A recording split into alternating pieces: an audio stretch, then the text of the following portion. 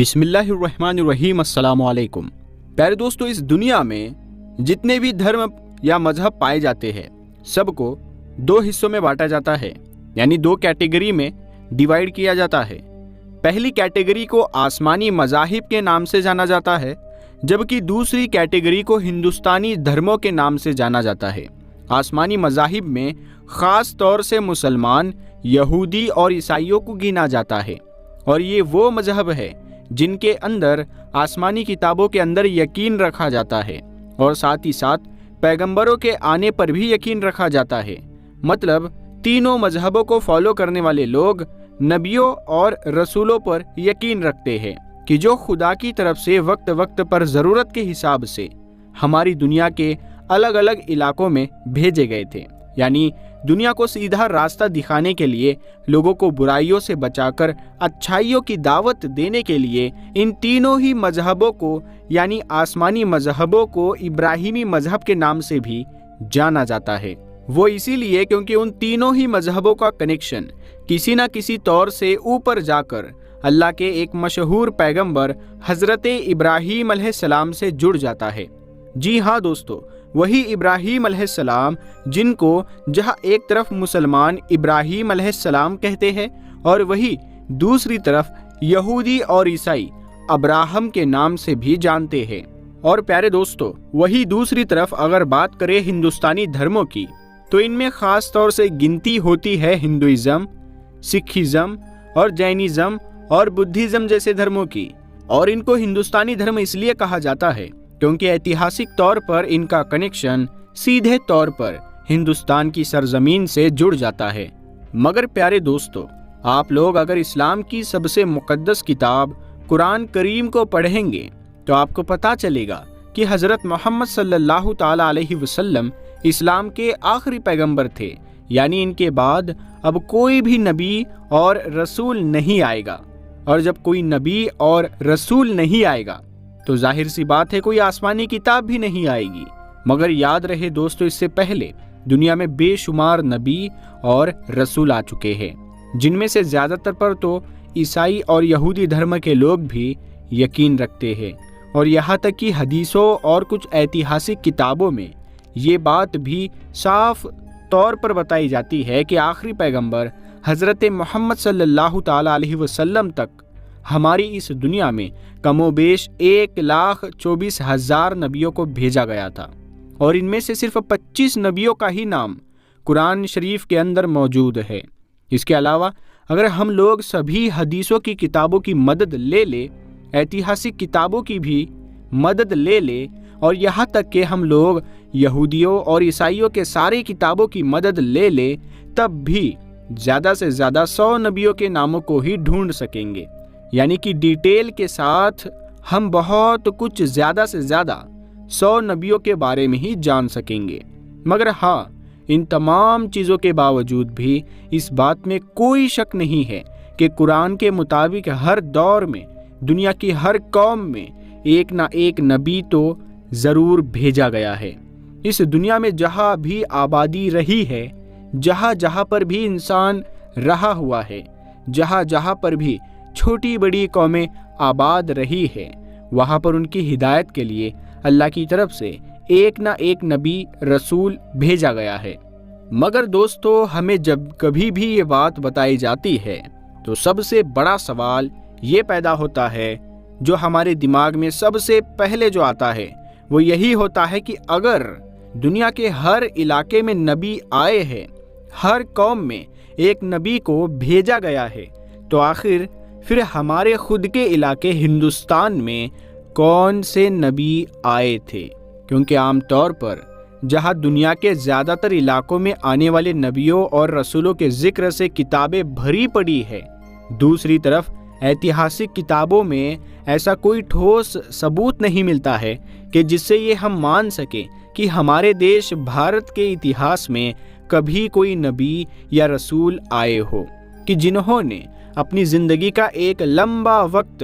ہمارے اس علاقے میں گزارا ہو، اس علاقے کے لوگوں کے بیچ میں رہے ہو اور لوگوں کو نیکی کی دعوت دی ہو۔ تو پیارے دوستو، آج کی اس ویڈیو میں ہم اتہاس کی مدد سے یہ جاننے کی کوشش کریں گے کہ ہمارے دیش بھارت میں अल्लाह के कौन से नबी या फिर रसूल आए थे, कोई आए भी थे या फिर नहीं आए थे। अगर कोई नबी आए थे तो उनका नाम क्या था और वो कौन से दौर में आए थे। प्यारे दोस्तों, सबसे पहले तो हम आपको ये बताते चले, क्या आप में से जितने भी लोगों के दिमाग में अक्सर ये सवाल आता रहता है और उनको परेशान करता रहता है, तो उन सभी को ये जानकर हैरानी होगी, हमारी दुनिया के सबसे पहले पैगंबर जो थे, पैगंबर होने के साथ साथ दुनिया के सबसे पहले इंसान भी थे कि जिनको हम लोग आदम अलैहिस्सलाम के नाम से जानते हैं, वो दरअसल खुद हिंदुस्तान की सरजमीन पर ही उतारे गए थे। यानी कि दुनिया के सबसे पहले इंसान, पहले नबी हिंदुस्तान में ही आए थे। उस दौर में हजरत आदम अलैहिस्सलाम को हिंदुस्तान के इलाके की जिस पहाड़ी पर उतारा गया था, दरअसल आज के दौर में वो श्रीलंका में मौजूद है और यहाँ तक कि आज तक वहाँ पर उनके कदम मुबारक के निशान मौजूद है। जो आदम लफ्ज़ है ये ना तो किसी अरबी ज़ुबान का है और ना ही फ़ारसी ज़बान का है, बल्कि वो तो संस्कृत ज़बान का है। जी हाँ दोस्तों, वही संस्कृत ज़बान जो पिछले हज़ारों सालों से हिंदुस्तान ही की ज़बान मानी जाती है। संस्कृत में आदम का मतलब होता है पहला शुरुआती या फिर ओरिजिनल, और यही वजह है कि हम लोगों को भी आदमी कहा जाता है, जिसका मतलब होता है आदम की औलाद। इतना ही नहीं दोस्तों, अगर आप लोग थोड़ी और गहराई से इसे देखेंगे तो आपको पता चलेगा जिस तरह की चीज़ें इब्राहिमी मज़ाहिब में पाई जाती है, यानी कि जिस तरह के वाक़ियात ईसाइयों, यहूदियों और मुसलमानों के किताबों में मौजूद होते हैं, नबी और रसूलों से जुड़े होते हैं, बिल्कुल इसी तरह की कुछ चीज़ें हिंदुओं की किताबों में भी पाई जाती है। आदम अलैहिस्सलाम और उनकी बीवी हजरत हवा से जुड़े जो वाक़ियात हम पढ़ते हैं, बिल्कुल इसी तरह का वाक़िया हिंदुओं की किताबों में भी मौजूद है। मगर हाँ, उन लोगों के यहाँ उन दोनों के नाम को अलग अलग नामों से जाना जाता है, जैसे स्वयंभू और शतरूपा के नाम से जाना जाता है। प्यारे दोस्तों, बात यहीं पर ही ख़त्म नहीं होती है। मिसाल के तौर पर भारत और श्रीलंका के बीच में मौजूद इस ब्रिज को ही ले लीजिए। इस ब्रिज को एक तरफ जहां मुसलमान और यहूदी और ईसाई हद से ज़्यादा अहमियत देते हैं, तो वही दूसरी तरफ हिंदू धर्म में भी इसे पवित्र माना जाता है। हिंदू इस ब्रिज को राम सेतु के नाम से जानते हैं। उनके मुताबिक यही वो ब्रिज है जिसकी मदद से उनके भगवान श्री राम और माँ सीता को बचाने के लिए भारत से श्रीलंका में दाखिल हुए थे। वही दूसरी तरफ ईसाई, मुसलमान और यहूदी इस ब्रिज को एडम ब्रिज के नाम से जानते हैं और इसको सीधे तौर पर हजरत आदम अलैहिस्सलाम से जोड़ते हैं। उनके मुताबिक यही वो ब्रिज है जिसकी मदद से हजरत आदम अलैहिस्सलाम ने श्रीलंका से भारत में दाखिल हुए थे। मगर दोस्तों, इन तमाम चीज़ों से अलग हटकर जो सबसे ज़्यादा हैरान कर देने वाली चीज़ जो है, वो दरअसल हजरत नूह अलैहिस्सलाम का इतिहास है। क्योंकि ज़्यादातर लोग जो ऐसे इतिहास में महारत रखते हैं और इस टॉपिक पर रिसर्च करने की कोशिश करते हैं, उनके कलम की नोक भी हजरत नूह अलैहिस्सलाम पर जाकर ही ठहर जाती है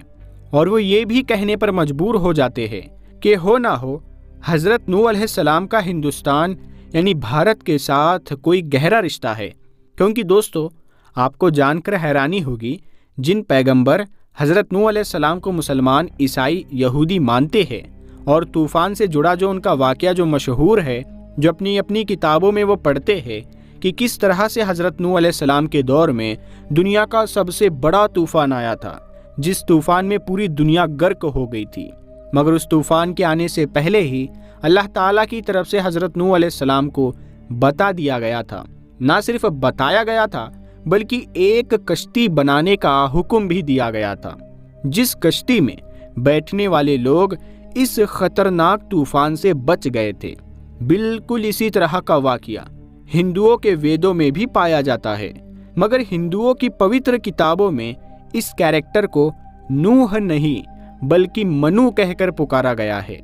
यानी बड़े सैलाब वाला मनु। और बाकायदा ये वाक़या भी मेंशन है कि किस तरह से इस बड़े सैलाब से बचने के लिए मनु ने कश्ती बनाई थी। साथ ही साथ हम आप लोगों को ये भी बताते चले, संस्कृत ज़बान में भी नूह का मतलब कश्ती वाला होता है। इसका मतलब है बिल्कुल इसी तरह से जिस तरह से अरबी ज़बान में भी इसका मतलब कश्ती वाला ही होता है। और यही वो सारी चीज़ें हैं जो इतिहासकारों को ये सोचने पर मजबूर करती है कि हो ना हो पैगंबर हज़रत नूह अलैहिस्सलाम का हिंदुस्तान की सरजमीन से कोई गहरा रिश्ता ज़रूर है। या तो खुद हज़रत नूह अलैहिस्सलाम ही इस इलाके में आए थे, या फिर जिस दूसरे इलाके में हज़रत नूह अलैहिस्सलाम हुआ करते थे उस इलाके के कुछ लोग बाद में हिंदुस्तान की तरफ आकर आबाद हो गए थे। फिलहाल दोस्तों, सच्चाई क्या है ये हम में से कोई नहीं जानता। हम लोग तो सिर्फ वाक़ियों की मदद से अंदाज़ा ही लगा सकते हैं, लेकिन हमारे अंदाज़े सही होना ये ज़रूरी नहीं है।